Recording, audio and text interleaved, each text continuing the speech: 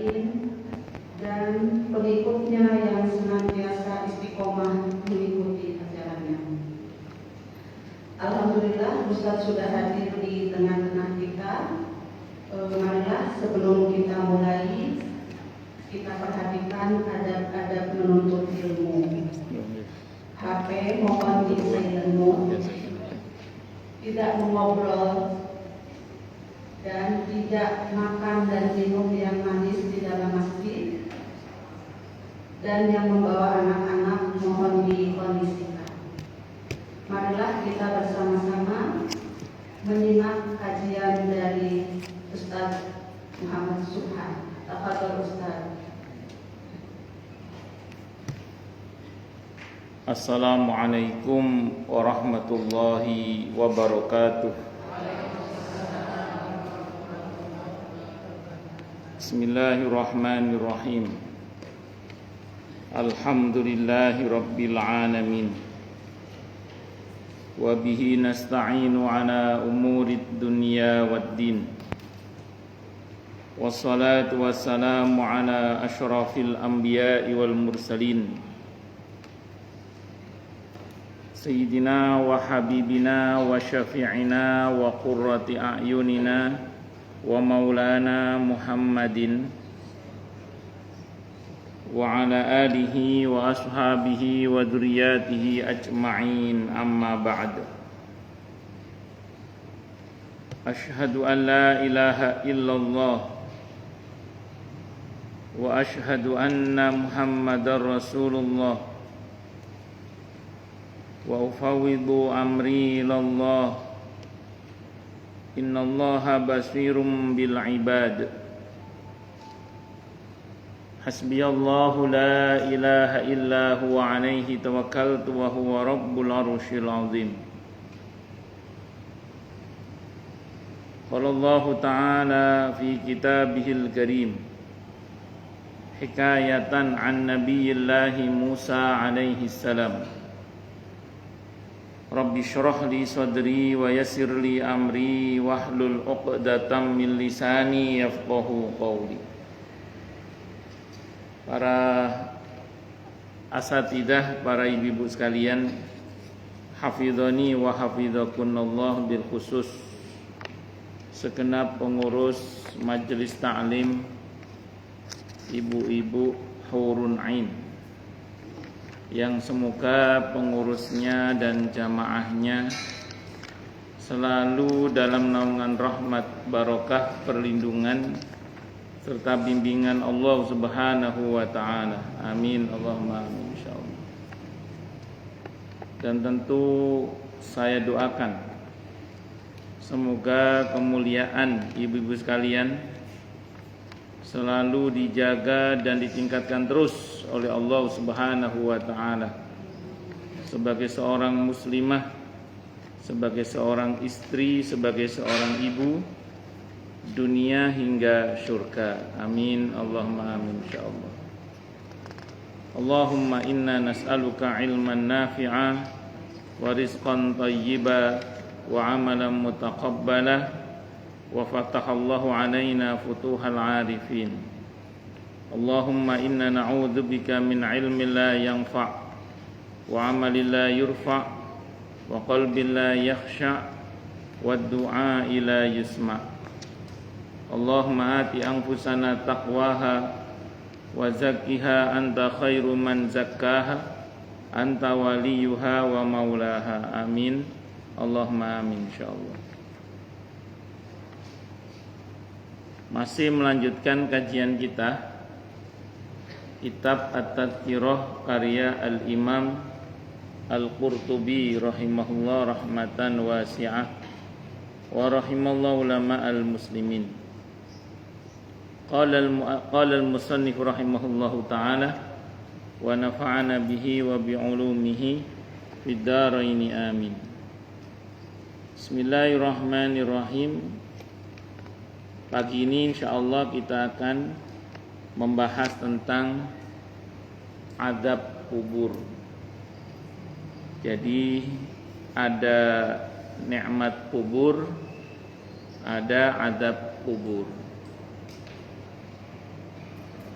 azab kubur ini dibahas oleh para ulama termasuk Al-Imam Al-Qurtubi rahimahullah, karena ada sebagian orang yang mengingkari adanya azab kubur. Jadi ada sebagian orang yang mengingkari adanya azab kubur. Padahal kita tahu di antara doa Nabi setelah tahiyat akhir sebelum salam adalah berlindung kepada Allah dari azab kubur.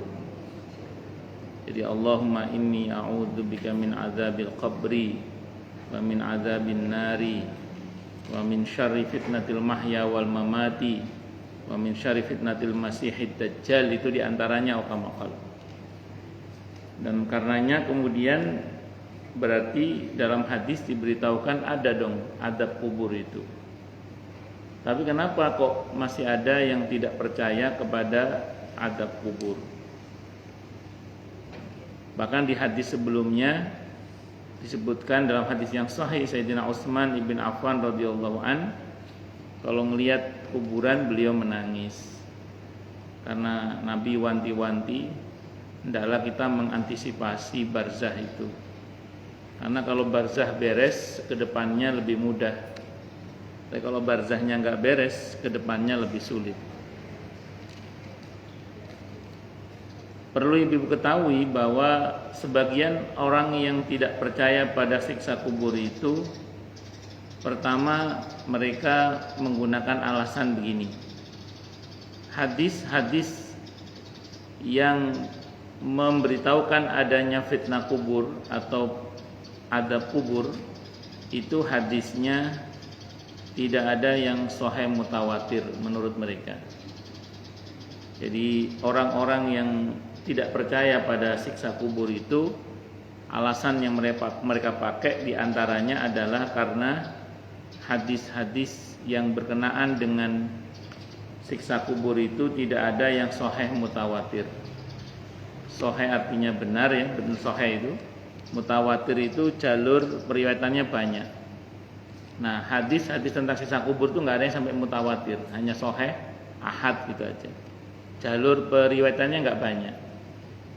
Sehingga kalau dalam masalah akidah menurut kelompok ini, kalau dalam masalah akidah hadisnya harus sahih mutawatir. Kalau nggak sahih mutawatir nggak diterima menurut mereka begitu. Sehingga ditolaklah hadis tentang siksa kubur itu. Kelompok yang kedua nanti kita jawab insyaallah. Kelompok yang kedua menolak adanya siksa kubur itu dengan alasan karena mereka tidak mau menggunakan hadis-hadis tentang siksa kubur itu. Karena menurut mereka itu terindikasi Israiliyat katanya begitu. Kata mereka begitu. Sehingga kelompok yang kedua ini kecenderungannya ingkar sunnah, kecenderungannya mengingkari sunnah Nabi kita Muhammad sallallahu alaihi wasallam. Nah, dan menurut mereka yang kedua ini di Al-Qur'an tidak ada itu ayat tentang adanya siksa kubur. Nah, di sini nanti akan kita bahas bahwa ternyata di dalam Al-Qur'an banyak ayat-ayat yang memberitahukan tentang adanya siksa kubur itu. Jadi saya ulang, di Al-Qur'an ternyata banyak ayat-ayat yang menunjukkan tentang adanya siksa kubur itu. Maka walaupun misalnya tadi dikatakan hadisnya enggak mutawatir walaupun sahih, tapi kan ada ayat Al-Qur'an yang memberitahukan adanya siksa kubur. Sehingga ulama ahli sunnah wal jamaah itu adalah kita semua termasuk di dalamnya insyaallah dalam kategori ahli sunnah wal jamaah yang meyakini adanya siksa kubur. Di samping kita juga meyakini adanya nikmat kubur. Nah, inilah jawaban yang Al-Qurtubi kira-kira di buku ini untuk menjelaskan bahwa dalil-dalil adanya siksa kubur itu bukan cuma hadis gitu loh. Tapi dalam Al-Qur'an pun banyak. Ini beliau sampaikan di banyak Al-Qur'an ini bukan karena apa? Karena beberapa memang menolak karena katanya hadis-hadis tentang masalah itu mengandung unsur Israiliyat katanya. Atau dituduh tadi walaupun sahih tapi tidak mutawatir. Maka Imam Al-Qurtubi nunjukin loh, kalau kamu memang nggak mau hadis, ini ayat Al-Qur'annya. Pasti gak percaya kena menen, kira-kira gitu. Ini hadisnya, kalau memang nggak mau dipakai, saya tunjukkan ayat Al-Qur'annya. Kira-kira Imam Al-Qurtubi ngomongnya gitulah kira-kira. Makanya berlindung kepada Allah dari azab kubur itu tetap menjadi kebutuhan kita, karena kita sangat berkepentingan agar kita ini selamat baik di dunia ini terlebih di akhirat nanti. Semoga nggih. Amin. Allahumma amin insyaallah. Pada bab ini dibuktikan tentang adanya azab kubur, bahwa ia benar-benar terjadi, dan diterangkan pula tingkatan yang berbeda-beda bagi orang-orang kafir, baik azabnya dalam kubur maupun luas sempitnya kubur masing-masing. Luas sempitnya kubur mereka masing-masing. Sebagaimana nikmat bertingkat, siksa pun juga bertingkat sama. Sebagaimana di neraka ada tingkatannya, di alam kubur pun juga ada tingkatannya. Termasuk juga surga. Nikmat surga itu juga bertingkat, jadi tidak sama.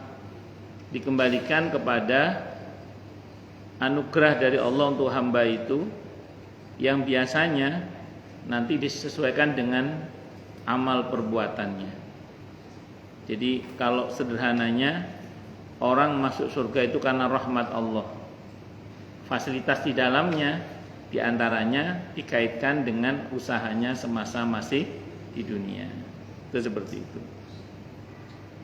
Nah, orang yang masuk neraka itu bertingkat juga adabnya. Jadi nggak sama, sesuai nanti disesuaikan dengan kadar kekufurannya atau kedurhakaannya kepada Allah Subhanahu wa taala.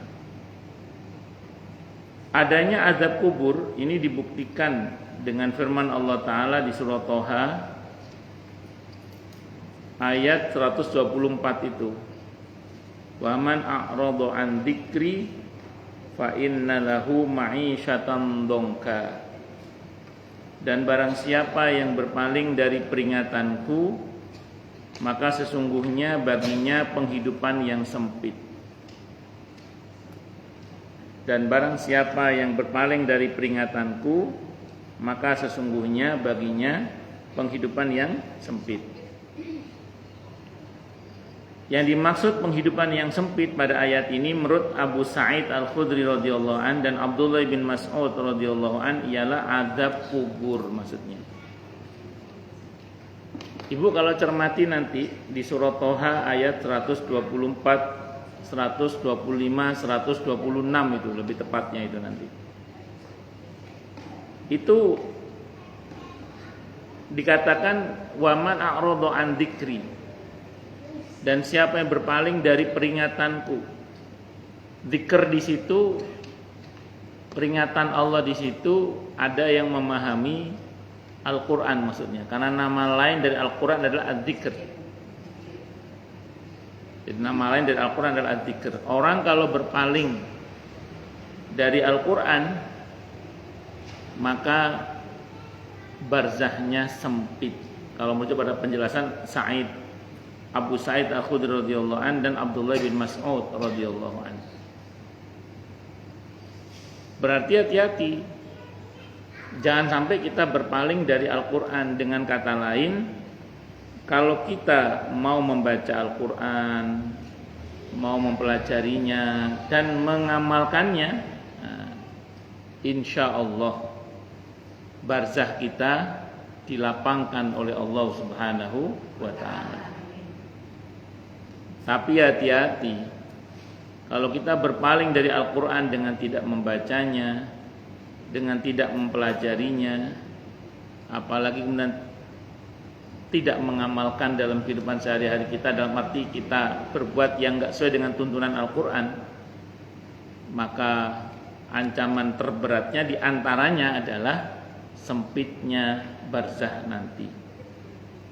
Berarti kalau kita teruskan, diantara amalan-amalan yang membuat nanti barzah kita dilapangkan oleh Allah adalah membaca Al-Quran, mempelajarinya dan berusaha untuk mengamalkannya semampu kita. Karena Al-Quran itu dibaca saja sudah berpahala, apalagi mengerti artinya, apalagi paham tafsirnya, apalagi diamalkannya. Nah, itu lebih-lebih lagi. Bahkan Al-Quran itu serupa nur, cahaya. Dari Al-Quran itu nur atau cahaya yang akan mencahayai di barzah, mencahayai di mahsyar, termasuk nanti menjadi cahaya saat melintasi sirat dengan izin Allah Subhanahu wa ta'ala. Itulah Al-Quran. Maka bersyukurlah kepada Allah bagi siapapun yang didekatkan dengan Al-Quran, yang digerakkan hatinya untuk mau dan lahiriahnya pun mampu untuk mempelajari Al-Quran dan menyebarluaskannya sebagai bentuk kecintaan kepada Allah dan Rasulnya Muhammad Sallallahu Alaihi Wasallam. Makanya kalau kita baca di ayat seterusnya itu kan, begitu di mahsyar orang-orang yang berpaling dari Al-Quran itu, dia mengatakan, lima hasyartani a'ma wa qad kuntu basira. Ya Allah, kenapa engkau giring hamba dalam keadaan buta padahal tadinya hamba melek? Apa jawaban Allah dalam ayat itu? Kadzalika atatka ayatuna fanasitaha wa kadzalikal yauma tunsa. Sebagaimana telah datang kepadamu ayat-ayat kami dan kamu mengabaikannya, maka sebagaimana dulu kamu mengabaikannya, sekarang pun kamu diabaikan. Nah, gitu. Kalau bahasa iya dicuekin. Itu sebenarnya Allah itu murka, Bu, tapi bahasanya halus. Kalau diterjemah versi Jawa Timur, itu kira-kira gini terjemahannya. Sebagaimana telah datang kepadamu ayat-ayat kami, tapi matamu tidak pernah dipakai untuk membacanya. Sebagaimana dulu matamu tidak pernah dipakai untuk membacanya, maka sekarang matamu dibutakan. Kira-kira gitu. Itu kalau diterjemahkan versi Jawa Timur. Ngoten nggih? Pun lanjut. Makanya mumpung masih hidup, Bu, perbanyak baca Al-Qur'an. Terutama kalau berkaitan dengan barzah, surah apa, Bu? Al-Mulk. Sama surah apa kemarin? Al-Ikhlas. Dua nggih. Terutama surah Al-Mulk dan yang kedua surah Al-Ikhlas. Tapi jangan lupakan yang surah-surah yang lain ya. Ya, tetap kita baca yang lain. Namun kalau berkaitan dengan barzah, memang beberapa riwayat itu erat hubungannya dengan surah Al-Mulk dan surah Al-Ikhlas. Itu diantaranya. Dan dibuktikan pula dengan firman Allah Azza wa Jalla. Ini Imam Al-Qurtubi sebagai seorang mufassir menyajikan beberapa ayat yang isinya itu tentang siksa kubur. Bahwa kalau ada orang yang ngomong gak ada hadisnya, oke lah, misalnya kamu ngomong gak ada hadisnya, karena dianggap hadisnya menurut dia tidak sahih mutawatir, atau dianggap hadisnya mengandung Israiliyat, ya ini ada ayatnya, tapi ayat itu kan sudah jelas ya, gitu seperti itu. Dan dibuktikan pula dengan firman Allah Azza wa Jalla di surat At-Tur ayat 47 itu. Wa inna lilladzina zalamu 'adzaban duna dzalik. Dan sesungguhnya untuk orang-orang yang zalim ada azab selain itu. Ada yang mengatakan bahwa yang dimaksud azab selain itu ialah azab kubur. Karena Allah menyebutkan setelah firman-Nya di At-Tur ayat 45 yang artinya, maka biarkanlah mereka hingga mereka menemui hari yang dijanjikan kepada mereka, yang pada hari itu mereka dibinasakan. Yang dimaksud hari yang dijanjikan kepada mereka di sini tentu hari yang lain selain hari-hari dunia. Dengan demikian berarti mereka disuruh membiarkannya hingga menemui adab. Dan adab yang akan mereka temui adalah adab kubur. Karena setelah dunia alam apa namanya? Barzah. Jadi ada orang itu sudahlah menderita di dunia, menderita pula di akhirat. Itu seperti itu. Kalau dia banyak berbuat zalim, maka si samping kadang di dunia DP adab itu diberikan, nanti di akhirat lebih lagi. Jadi jangan dikira kalau ada orang nanti di akhirat diadab, lantas kemudian tidak diberi DP di dunia. Sebagaimana nikmat akhirat juga ada DP-nya kata para ulama. DP itu uang muka, bukan Dewi Persik, bukan ya. Nanti dikira. Jadi ada DP-nya namanya itu, ada postcode-nya itu. Itu seperti itu. Sehingga hati-hati kalau DP adab yang diberikan di dunia membuat dia jengah, sadar dan tobat, maka insya Allah tidak akan dilanjutkan di akhirat. Tapi kalau itu tidak membuat dia sadar, maka itu akan menyengsarakan dia lebih parah lagi nanti di akhirat, case-nya. Makanya kalau nun sewu nggih, ada orang yang peka dengan teguran Allah dan segera bertobat, selamat dia. Tapi kalau kemudian tidak punya kepekaan dengan teguran Allah hingga kemudian dia lanjut dalam kemaksiatannya, hati-hati. Nanti di akhirat lebih parah lagi. Pertanyaannya biasanya gini, emang semua yang gak enak itu selalu DP adab? Enggak selalu sih. Karena yang terjadi di muka bumi ini terkait dengan hal yang gak enak. Saya gak ngomong yang enak, kalau yang enak gak usah saya bahas. Yang gak enak itu ada 3 Bu ya. Ada ujian, ada peringatan, ada adab. Jadi yang terjadi di muka bumi ini terkait dengan hal yang gak enak. Saya bahas yang gak enak aja. Kalau yang enak gak usah saya bahasnya. Walaupun ada pembahasannya juga. Nanti yang enak itu ada pembahasan juga.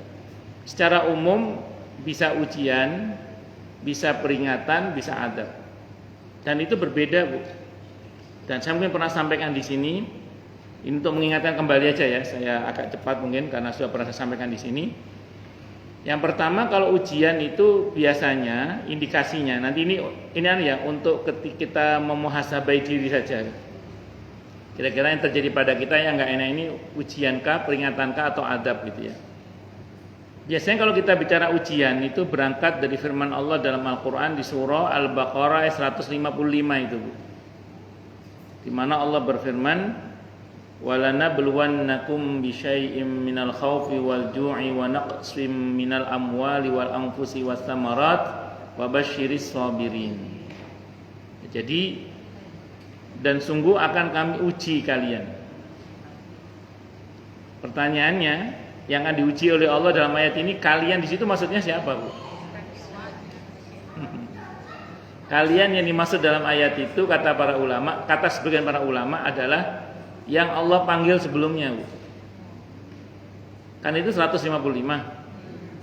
Sungguh akan kami uji kalian. Pertanyaannya kalian di situ siapa? Iya, kata para ulama, sebagian ulama mengatakan yang dipanggil oleh Allah sebelumnya.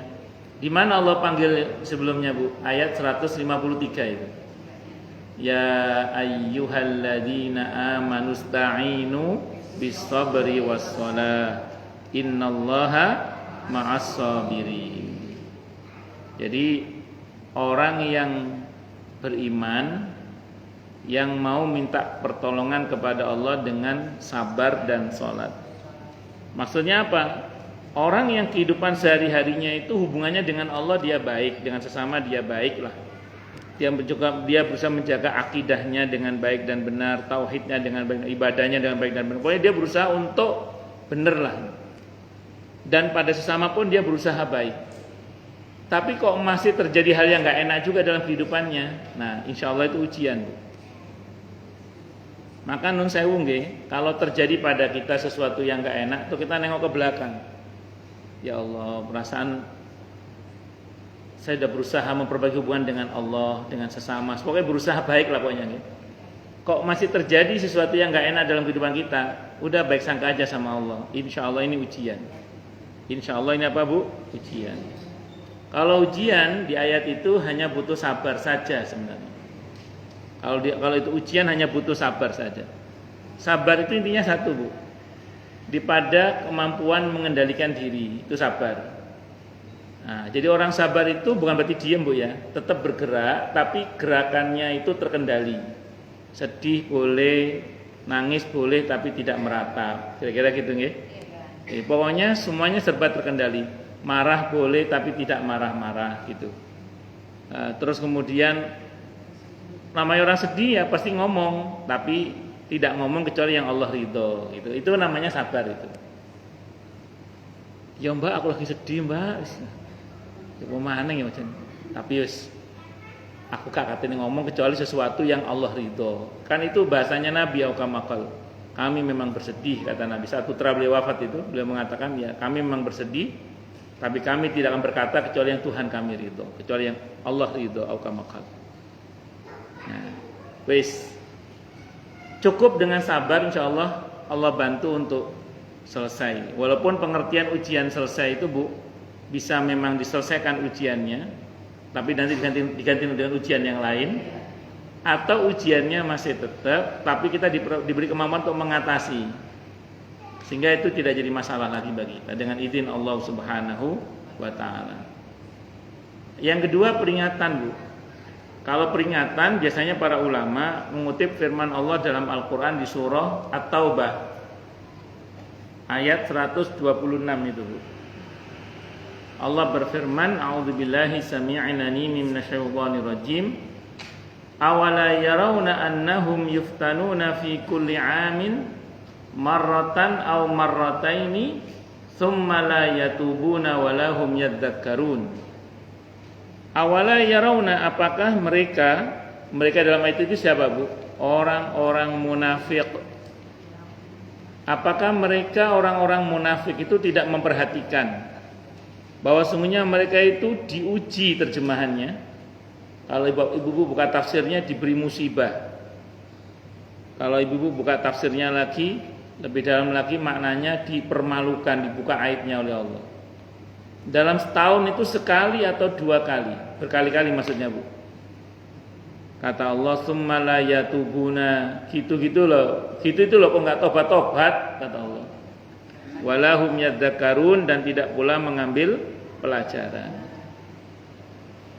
Berarti kalau peringatan berkaitan dengan orang munafik. Orang munafik itu Bu, orang yang hatinya berpenyakit.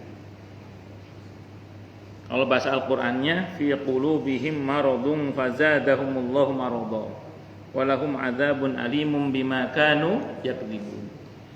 Dengan kata lain Bu, non sewu nggih, kalau misalnya terjadi hal yang enggak enak dalam kehidupan kita, terus kita menengok ke belakang, muhasabah maksudnya. Kalau kita secara jujur mengakui ini akibat dari kesombongan kita, keangkuhan kita, kedengkian kita, kebencian kita, keserakahan kita, itu kan penyakit hati semua itu. Atau sum'ah kita, ujub kita, dan macam-macam. Karena berkaitan dengan apa tadi? Penyakit hati.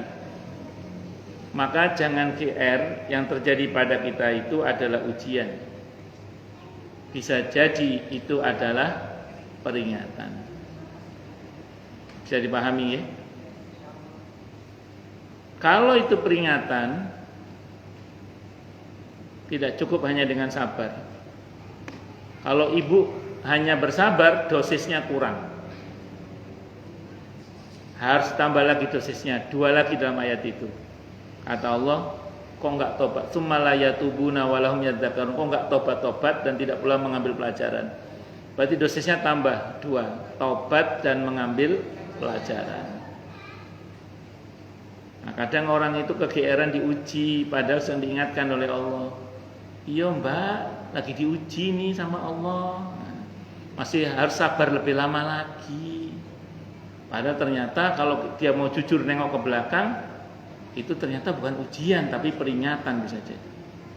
Kalau peringatan nggak cukup hanya dengan sabar, tapi harus tobat dan mengambil pelajaran. Kalau nggak gitu nggak selesai. Kalau nggak gitu nggak selesai. Allahu Akbar. Nah, yang terakhir adab. Kalau adab ini Jelas ya, berbanding lurus dengan kedurhakaan kepada Allah Subhanahu wa taala. Biasanya Allah itu tidak suka mempercepat azab, itu enggak suka Allah. Allah senangnya ditunda biasanya. Makanya kalau ada orang berbuat dosa kok dia merasa baik-baik saja, belum. Karena memang Allah itu enggak suka mempercepat azab, itu enggak suka Allah. Biasanya dikasih peringatan-peringatan dulu biasanya. Allah berfirman dalam Al-Qur'an di surah Fatir.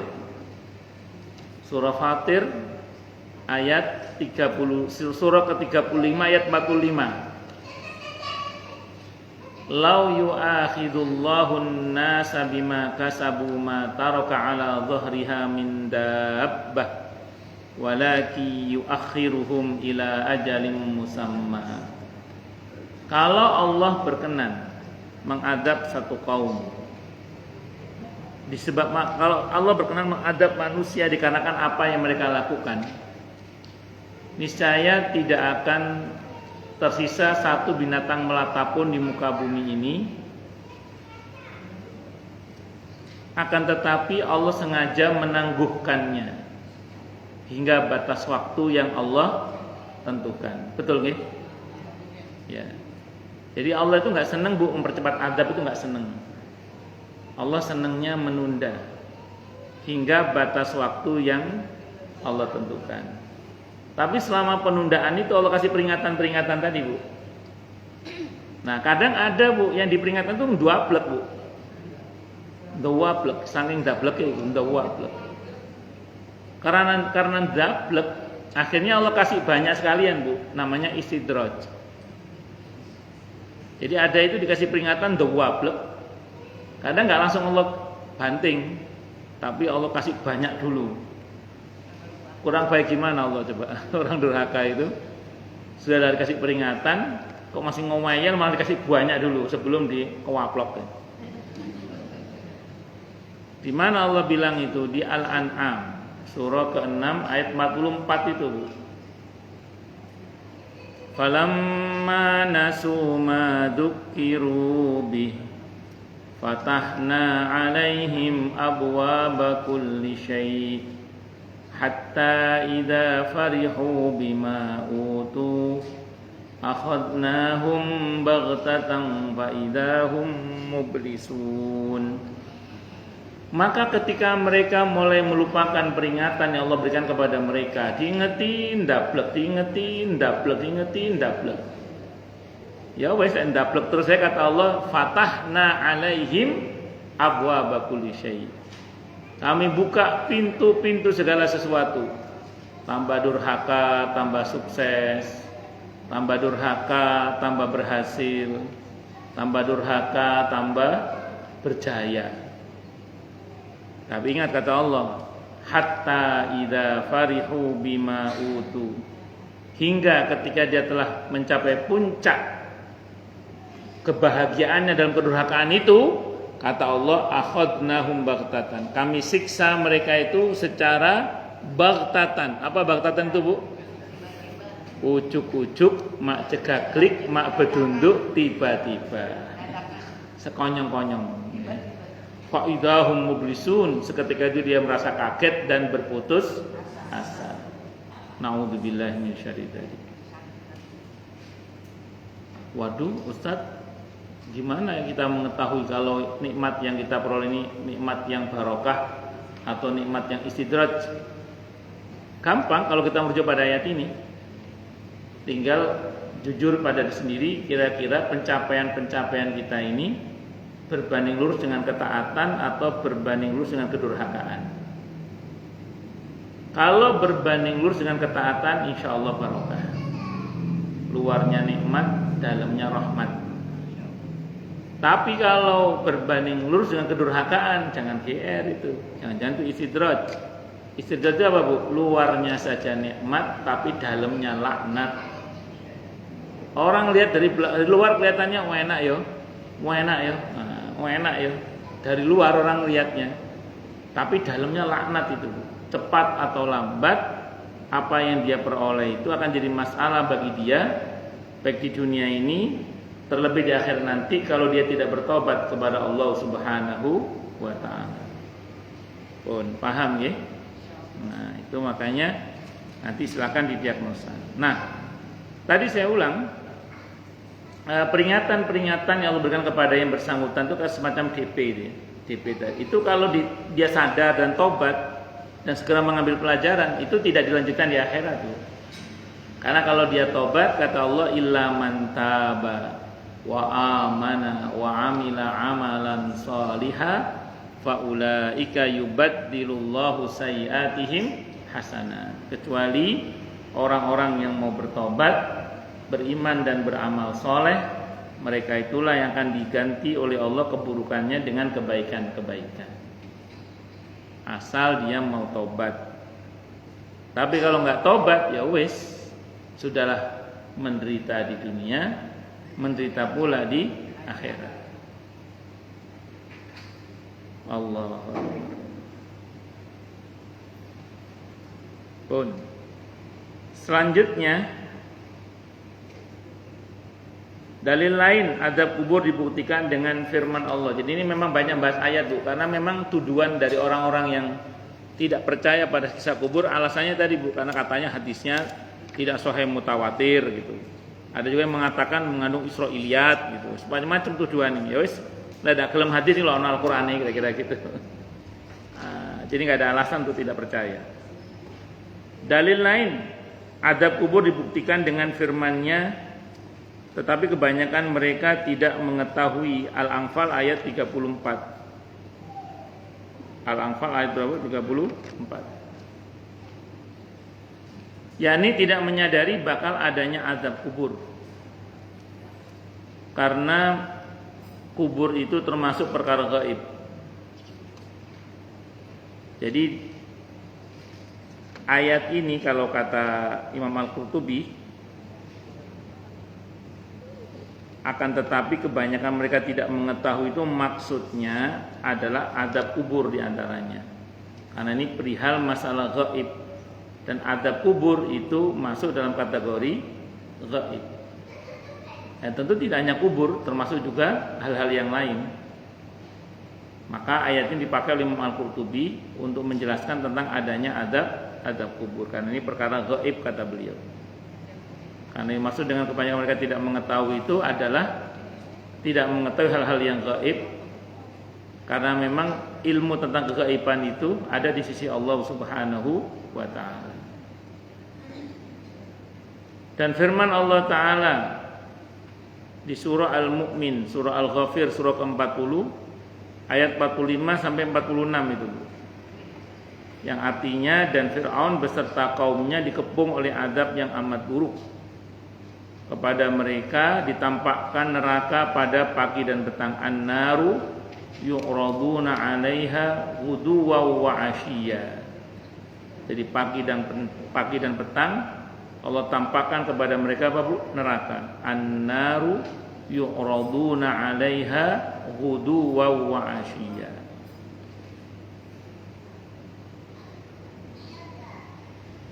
Adab di sini adalah adab kubur di alam barzah, sebagaimana kan kita terangkan lebih lanjut nanti.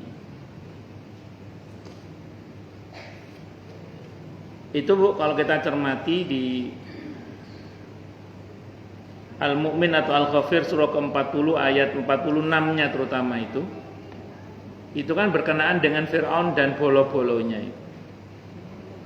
Ya 40-56 lah, 40-56 itu Fir'aun dan bolo-bolonya itu. Fir'aun dan bolo-bolonya itu ada di mana sekarang? Di barzah.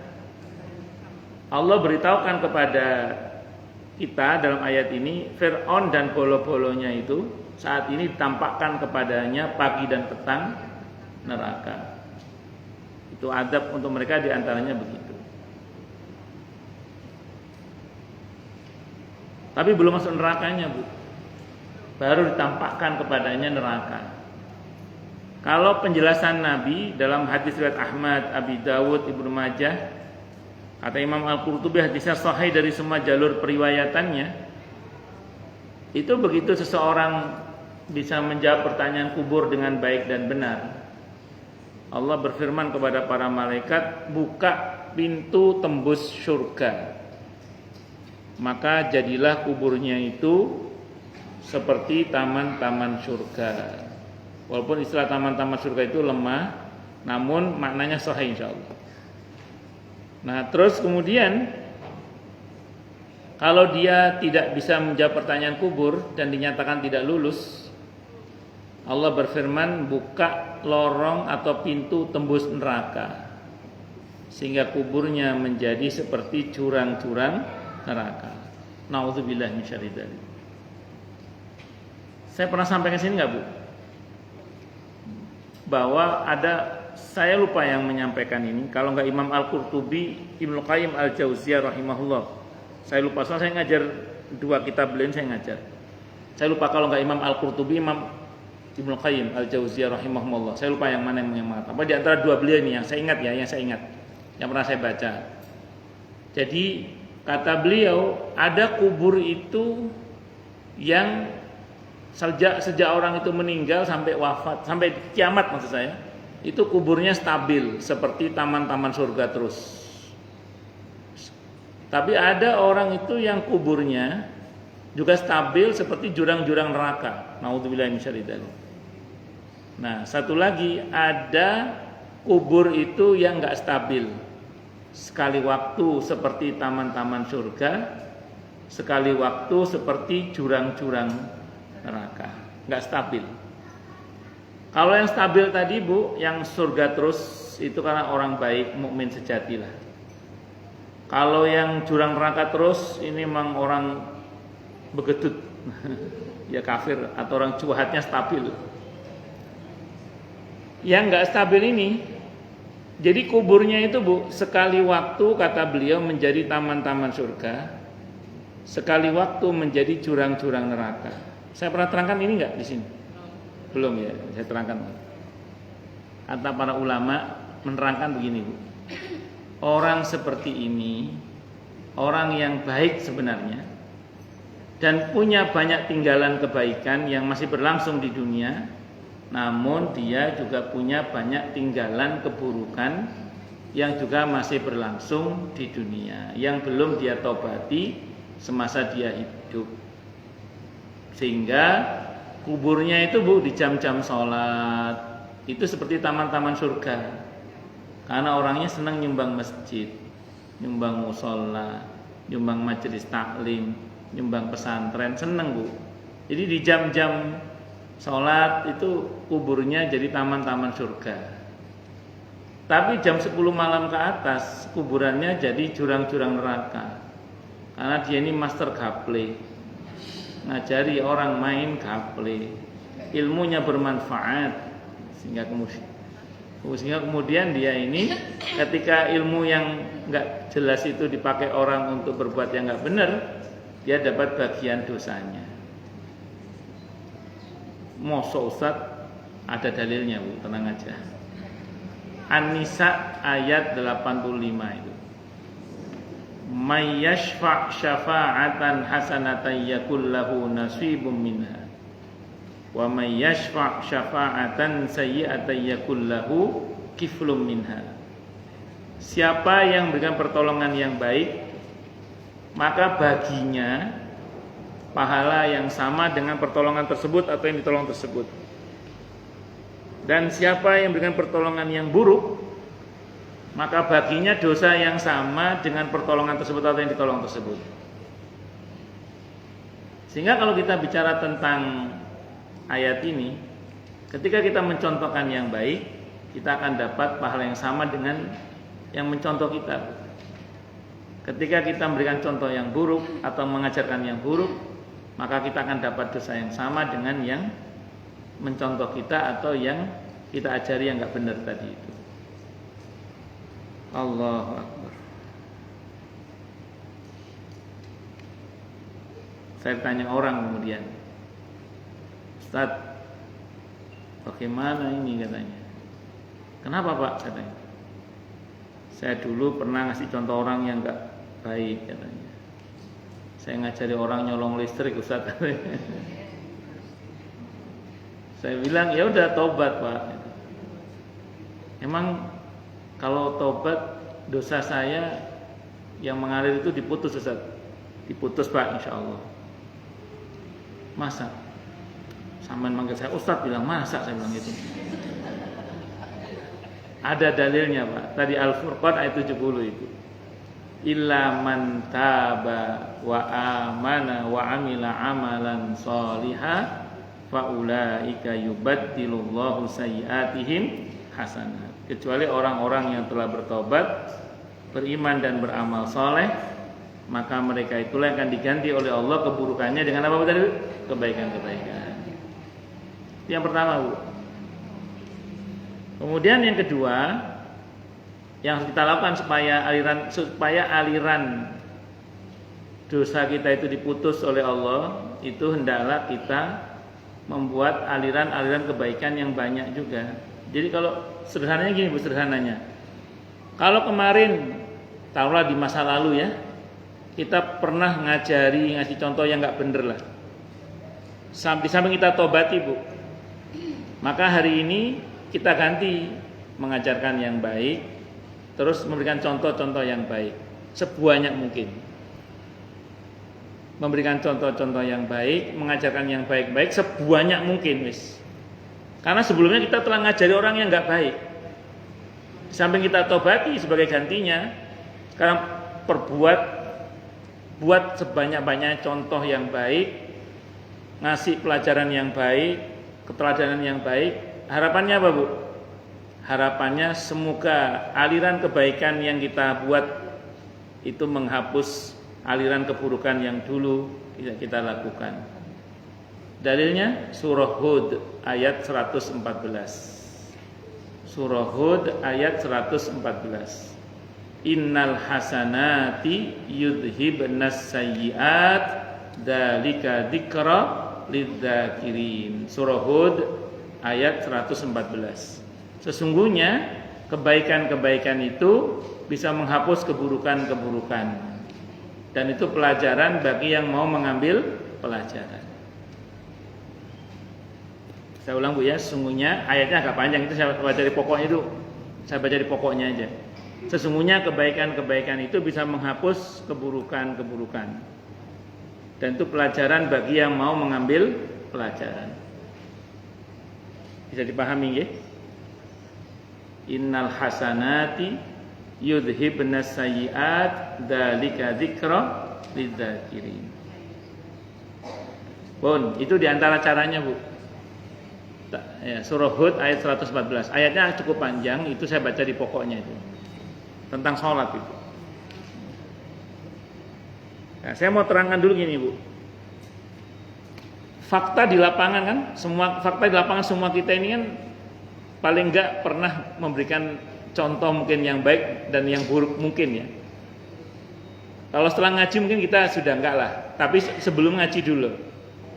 Waktu SMA dulu, waktu kuliah dulu misalnya. Bagaimana cara menaklukkan cowok misalnya. misalnya. Pokoknya banyak macam-macam lah. Ya itu sudah yang lalu biarlah berlalu. Kita tobati semua itu supaya tidak dilanjutkan aliran dosanya. Dan kalaupun misalnya itu masih terjadi, dengan memperbanyak contoh-contoh yang baik, pelajaran-pelajaran yang baik yang kita bagikan, atau aneka kebaikan yang terus mengalir pahalanya, harapannya semoga yang dulu pernah kita contohkan yang nggak benar itu dihapus dosanya dengan pahala yang kita lakukan di belakang hari ini. Dengan kita membuat banyak aneka aliran-aliran kebaikan itu, diharapkan aliran buruk-buruk yang lalu itu dihapus oleh Allah Subhanahu wa ta'ala. Itu seperti itu. Bisa dimengerti nggih insyaallah nggih? Nggih, insyaallah. Pun. Dan firman Allah Ta'ala, dan adab ini adalah adab kubur di alam barzah sebagaimana akan kita terangkan lebih lanjut nanti. Dalam kaitan pembuktian ini Ibnu Abbas radhiyallahu anhu berkata tentang firman Allah Ta'ala yang artinya janganlah begitu kelak kamu akan mengetahui akibat perbuatan itu. At-Takasur ayat 3. Kalla saufa ta'lamuna tsumma kalla saufa ta'lamun.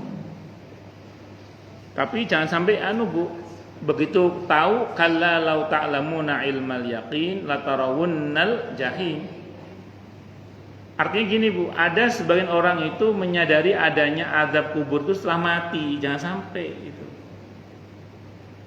Jadi jangan sampai kita itu kalla saufa ta'lamuna tsumma kalla saufa ta'lamun kalla law ta'lamuna ilmal yaqin latarawunnal jahim. Jangan sampai kita yang begitu Bu. Sadar-sadar sudah mati, jangan sampai. Kalau bisa sadar itu dari sekarang, jangan nanti. Jadi jangan sadar-sadar sudah mati, jangan. Sadar itu dari sekarang, mumpung masih hidup. Karena kalau kita menyadari semua itu nyawa sudah di sini, itu aja udah terlambat Bu. Kita sadar di sini nyawa itu aja udah terlambat kan. Walaupun ada yang mengatakan untuk orang beriman tidak terlambat masih. Selama hayat masih di kandung badan, walaupun nyawa sampai sini itu belum terlambat. Sampai sini terlambat itu kalau untuk orang-orang kafir. Terlambat kalau dia beriman sudah terlambat itu. Tapi kalau untuk orang beriman, kalau di kitab ini diterangkan masih belum terlambat. Kalau nyawa masih di sini tapi mau ngapain sudah sini? Sehingga digambarkan dalam Al-Qur'an di surah Al-Munafiqun ayat 10 itu. Dikatakan laula akhartani la ajalin qarib fa asaddaqa wa akum minas salihin. Duh, andaikan kematianku ditunda sebentar saja, aku akan sedekah dan menjadi hambamu yang saleh. Tapi di ayat berikutnya ayat 11-nya Allah tegaskan bahwa ajal tidak bisa dinegosiasikan untuk diakhirkan walaupun cuma sesaat. Sehingga tetap eksekusi harus berjalan Bu. Mau tidak mau harus mati kalau bahasa sederhananya. Makanya kalau mau menyesal sekarang mumpung masih hidup. Jangan sampai sadar-sadar nyawa udah di sini. Atau sadar-sadar sudah mati, tahu-tahu berhadapan dengan sistem akhirat sudah, naudzubillahi minasyarri dzalik. Maka bersyukurlah pada Allah yang sudah diberi kesadaran sejak masih hidup. Kalau kata Ibnu Jauzi rahimahullah, Imam Malik rahimahullah juga dalam kitab ini di awal-awal pembahasan kita dulu Bu, hendaklah orang itu sudah mulai sadar dari umur 40 sebenarnya. Syukur-syukur sebelum 40 sudah sadar alhamdulillah. Nah, karena kadang orang itu kalau sik gagah, sik sugih kadang lali, lupa ke akhiratnya itu. Tapi kalau dari sejak muda, sejak belum usia 40 tahun sudah sadar, alhamdulillah. Yang repot 40 nggak sadar, 60 nggak kunjung sadar, us repot. Karena kalau kata Ibnu Jauzi, usia 60 itu biasanya usia orang bertobat biasanya. Kalau 60 tidak kunjung tobat juga, sudah 40 nggak sadar, 60 sih nggak sadar aja. Waktu angel itu agak susah, kecuali dengan pertolongan Allah Subhanahu wa Ta'ala. Itu seperti itu. Makanya mungkin non sewu nggih, sebagian kita mungkin melihat nggih, ada sebagian orang tua tapi tidak punya kesadaran akhirat. Sehingga saya pernah ada curhatan dari jamaah saya itu, saya kasihan sama mertua saya, Ustaz, tiap hari nontonnya telenovela saja. Iya kan, mending pun sepuh kan meneng-meneng diam-diam baca Al-Qur'an, dengerin murotal lah paling tidak, atau kalaupun nonton ya nonton sing pengajian tan opo sing sae-sae. Telenovela. Sekarang drakor. Itu dulu pas dulu masih zamannya telenovela.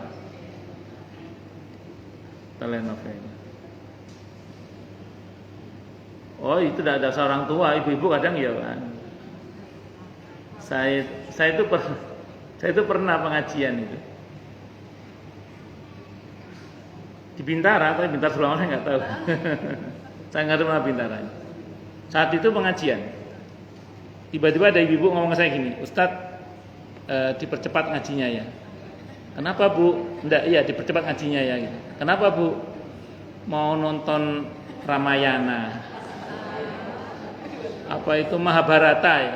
Mahabharata. Ya Allah Bu. Suruh percepat pengajian, mau nonton Mahabharata. Pernah saya tahu ada seorang ustadzah, saya nggak sebut namanya ya.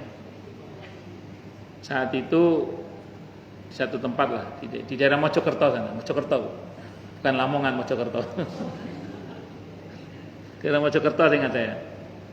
Nah, itu ketika pengajian dia ngomong ke jamaahnya, Bu, nanti ngajinya dipercepat ya. Nggih, ustadzah mau kemana? Mau nonton Cassandra. Zaman itu dulu, Cassandra dulu. Iya. Mau nonton Cassandra. Ya, kembali pada kebiasaan sebenarnya, Bu. Kembali pada kebiasaan.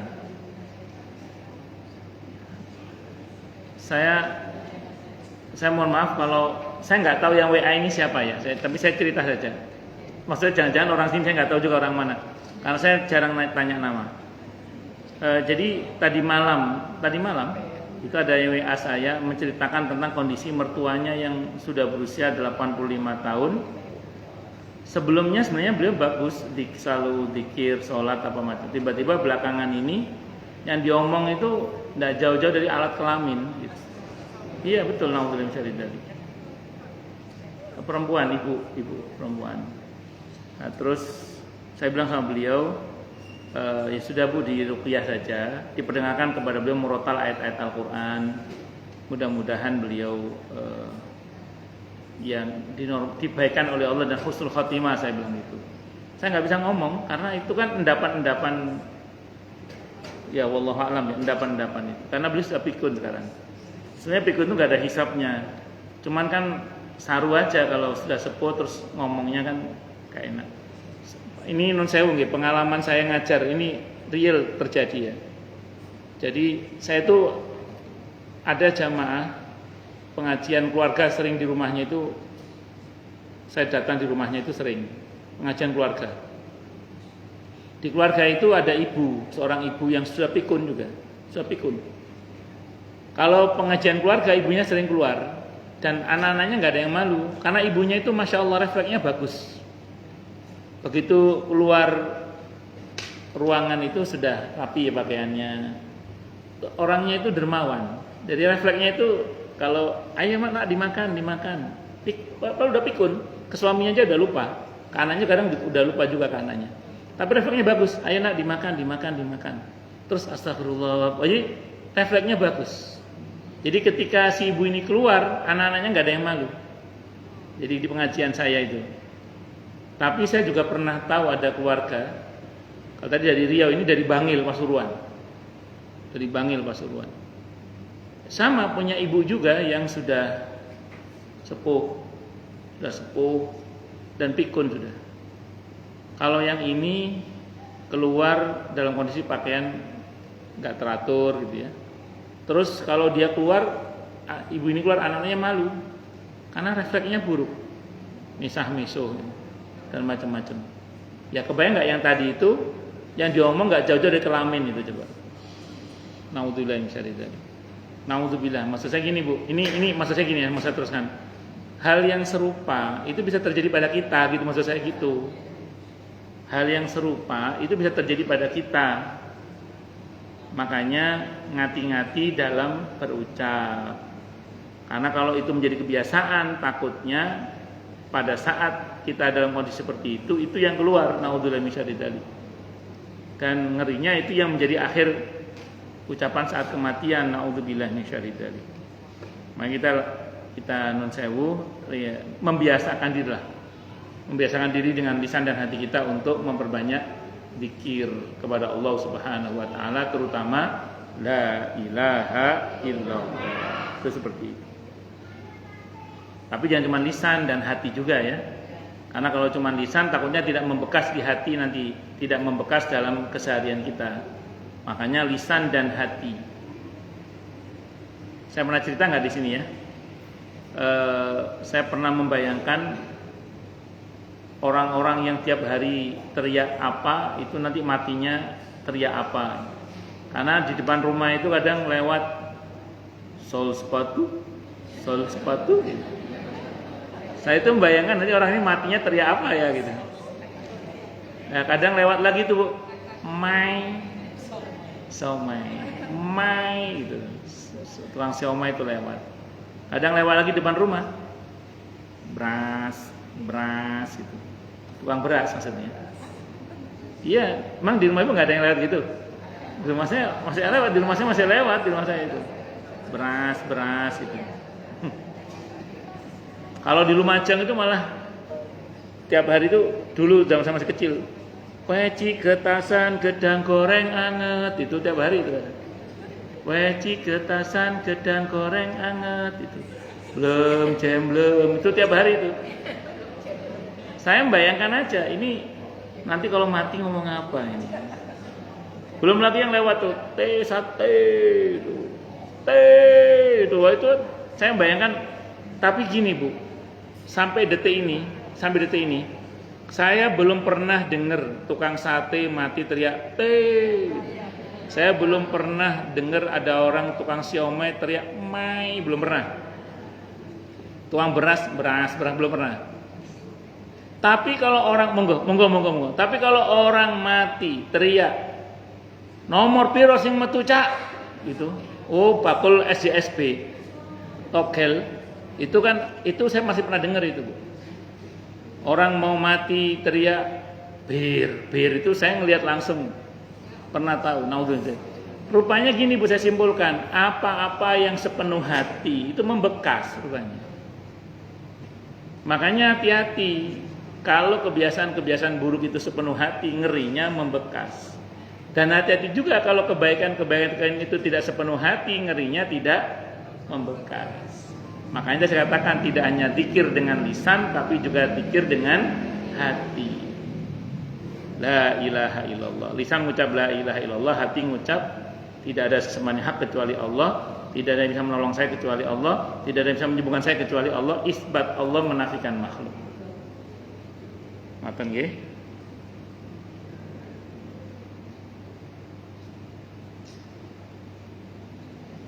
Ya, ini mengetahui adab lainnya di akhirat.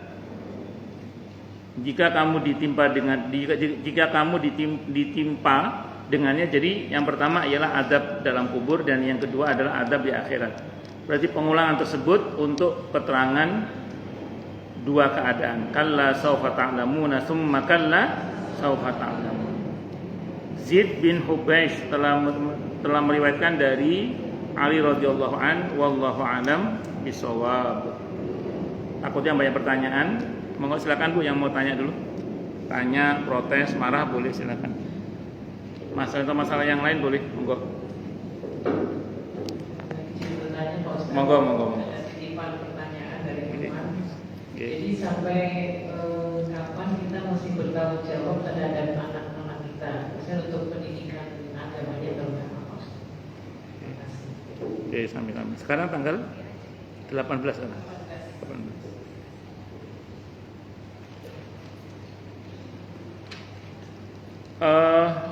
Saya kalau ditanya tentang sampai kapan,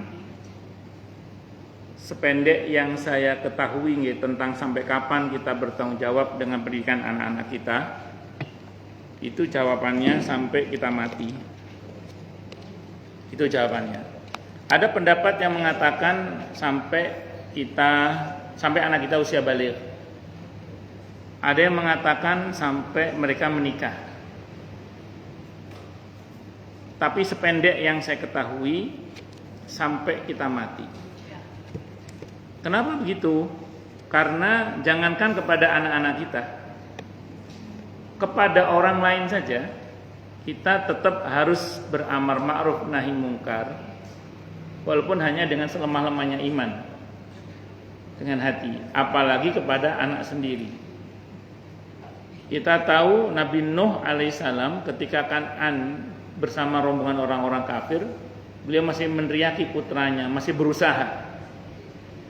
Beliau tidak mengatakan, oh anakku balik bapak kono, enggak begitu. Masih terus dilakukan.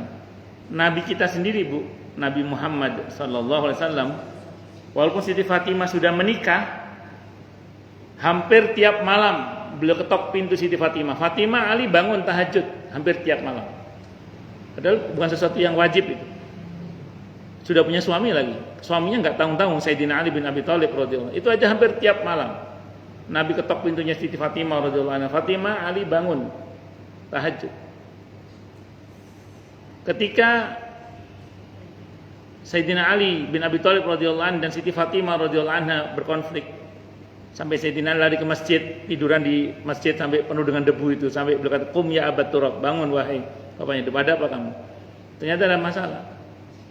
Itu Nabi tahu yang salah putrinya. Nabi datangi putrinya, masih dinasihati oleh beliau, "Mana anak pamanmu?" Nabi nggak nyebut mana suamimu, karena orang kalau lagi bermasalah kan pakai mau krungu sing lanang.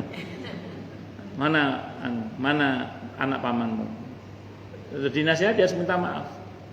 Jadi Nabi itu tidak cuek terhadap tumbuh kembang pendidikan putrinya, walaupun putrinya bahkan sudah menikah.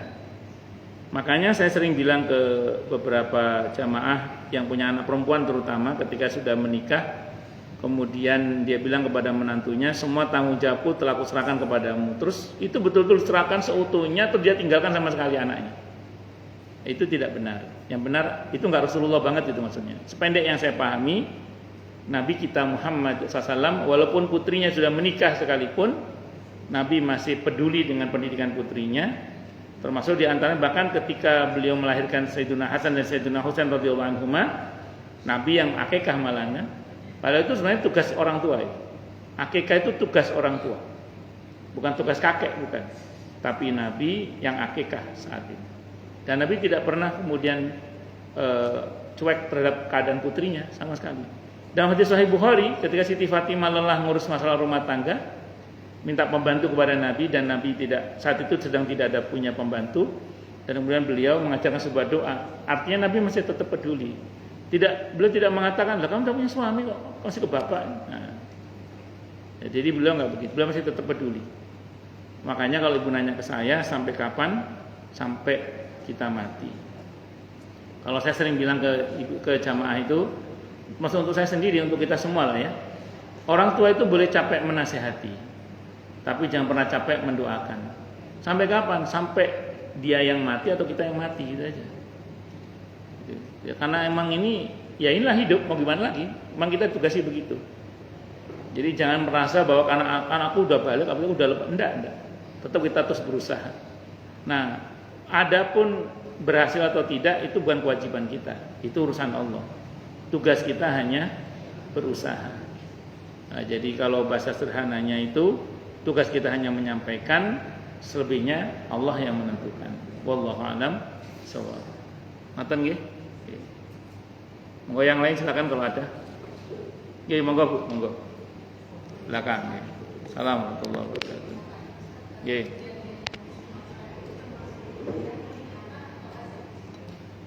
Bagus. Pertama kita doakan dulu ya. Semoga yang tertimpa musibah di Sumatera dan yang tempat-tempat lain yang wafat dari kalangan kaum muslimin, semoga Allah anugerahi kedudukan syahid di jalannya, amin insyaallah. Kemudian yang rusak dan yang hilang semoga segera Allah ganti dengan yang lebih baik. Dan tentu kita doakan semoga mereka semua Allah anugerahi kekuatan kesabaran yang berlipat-lipat, dan Allah gugurkan dosa-dosa mereka dengan musibah tersebut, amin Allahumma amin insyaallah. Saya kalau lihat kejadian di Sumatera dan yang lain-lainnya itu, saya teringat firman Allah Bu dalam Al-Quran di surah Al-Anfal ayat 25 itu Bu. Kata Allah, wattaqu fitnatan la tusibannal ladzina zalamu minkum khassah. Takutlah kalian pada bencana atau azab yang kalau turun atau terjadi itu tidak hanya mengenai orang-orang yang zalim saja. Jadi kalau azab itu turun Bu, kanan, kiri, depan, belakang, atas, bawah bisa kena semua.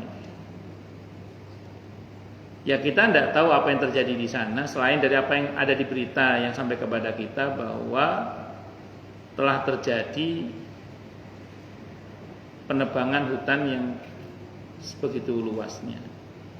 Kalau bahasa Al-Qur'annya apa Bu? Dhaharal fasadu fil barri wal bahri bima kasabat aydinas. Tampaknya kerusakan di daratan dan di lautan itu karena ulah tangan-tangan manusia. Nah, yang terjadi di sana itu ayat-ayat itu. Sehingga kalau ibu nanya ke saya, kalaupun misalnya tidak diangkat sebagai adab, paling enggak itu peringatan. Nah, jangan sampai itu diulangi kembali. Karena kalau diulangi lagi kata Allah, in udtum udna kata Allah. Kalau kamu ulangi, aku ulangi lagi kata Allah. Makanya harus taubat dan mengambil pelajaran. Yaitu ulah segelintir orang yang mungkin tidak bertanggung jawab, yang merusak alam, kemudian berdampak kepada yang lainnya. Karena Nabi pernah bersabda, okamakal, kalau ada orang yang melubangi perahu, jangan diam aja. Yang tenggelam gak cuma dia, yang lain kena juga. Makanya harusnya kalau memang itu masih terjadi lagi, kata Allah, in uttum udna, itu ada di surah Al-Isra. Kalau kamu ulangi, aku ulangi lagi kata Allah. Sebentar saya lihat dulu ayatnya. Ayat berapa itu? In uttum udna.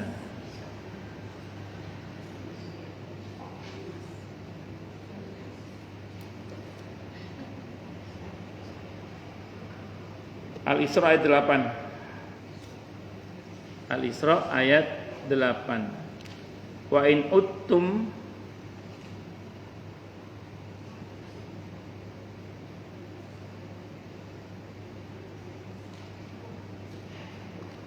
asa rabbukum ayyarhamakum wa in uttum udna wa ja'alna jahannama lil kafirina hasira. Ya, kalau diulangi, aku ulangi lagi kata Allah. Makanya harus tobat dan mengambil pelajaran. Jadi saya tidak bisa memastikan apa yang terjadi di sana, tapi begitu kejadian itu saya langsung teringat ayat-ayat itu. Jadi lebih tepatnya nampaknya itu peringatan.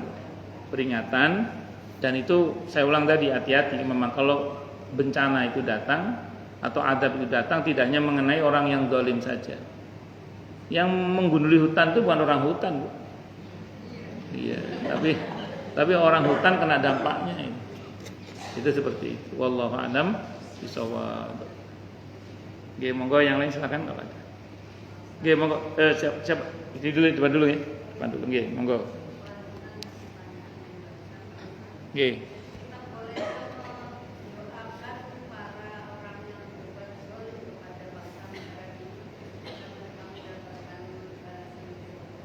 Bagus. Ketika seseorang itu didolimi, dia punya dua hak. Hak pertama, hak membalas. Hak yang kedua, hak memaafkan. Nah, dalam konteks yang dimaksud ini kan kedoliman yang terstruktur dan masif serta universal. Biasanya yang begini ini bukan hak pribadi untuk memaafkan. Yang mungkin adalah membalas. Kenapa? Karena kita statusnya sebagai orang yang terdolimi. Jadi kalau modelnya kedolimannya masif dan terstruktur dan apalagi terus kemudian berdampak dalam skala yang besar, ini bukan hak pribadi-pribadi untuk memaafkan, bukan. Ini harus disertai dengan taubat yang memperbaiki sistem itu. Nah, kalau tidak, maka tidak ada pilihan lain selain dari orang-orang yang terdolimi punya hak untuk membalas. Di antara balasan yang bisa dilakukan adalah dengan mendoakan tadi itu. Boleh Bang Ustaz? Boleh. Mana contoh dalilnya Ustaz? An-Nisa ayat 148. An-Nisa ayat 148. La yuhibbullahul jahra bisu'i minal qawli illa man dzulim. Allah tidak menyukai ucapan yang kasar, yang diucapkan secara terang-terangan kecuali dari orang yang dizalimi. Jadi sebenarnya ucapan yang kasar, doa yang tadi semoga dia dihancurkan, itu sebenarnya ada sesuatu yang tidak boleh sebenarnya, kecuali dari orang yang dizalimi. Cuman pesan saya, kalau pesan saya ya, pertama jangan minta adab. Adablah mereka ya Allah, jangan. Karena ibu kalau minta adab itu kalau turun kanan kiri depan belakang atas bawah kena semua itu. Itu satu. Yang kedua, saran saya, mintalah kepada Allah agar kezaliman pihak-pihak yang zalim itu dihentikan oleh Allah. Nah, terserah Allah nanti bagaimana cara menghentikannya. Yang penting dihentikan oleh Allah itu. Nah, mohonkan kepada Allah terutama untuk para pemimpin itu hidayah. Semoga diberi hidayah oleh Allah dan sadar dan tobat gitu. Mohon pada Allah. Di samping kita sendiri juga harus banyak-banyak bertaubat kepada Allah. Karena bisa jadi semua ini ya juga karena ulah-ulah kita juga. Makanya kita juga bertobat. Jadi harus bareng-bareng lah. Ngoten nggih Bu nggih? Wallahu a'lam bishawab. Belakang tadi siapa? Belakang tadi. Oh nggih, monggo Bu, monggo.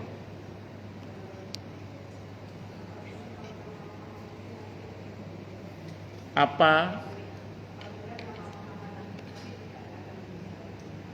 Oh. Ya, saya pernah dengar begitu.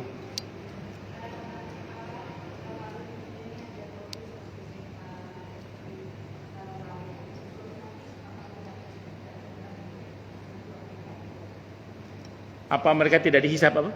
Apa? Hah? Ya terus. Oh, baik. Saya pernah dengar memang kalau orang yang namanya Muhammad itu tidak akan dihisap. Alasannya adalah Allah pekewo sama orang yang bernama Muhammad, itu nama kekasihnya. Saya pernah dengar itu, tapi saya belum pernah tahu dalilnya. Iya, saya pernah dengar itu, tapi saya belum pernah tahu dalilnya. Wallahu a'lam. Jadi kalau nanya ke saya apa betul, saya kurang tahu. Tapi saya pernah dengar itu, tapi saya ulang saya belum pernah tahu dalilnya. Jadi saya masih tidak bisa jawab. Bahwa nama Muhammad itu bagus karena itu bagian dari upaya kita untuk tafa'ulan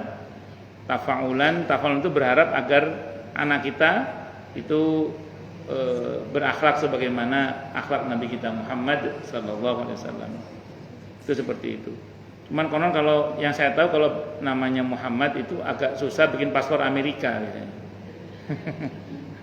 Katanya gitu, katanya. Ya.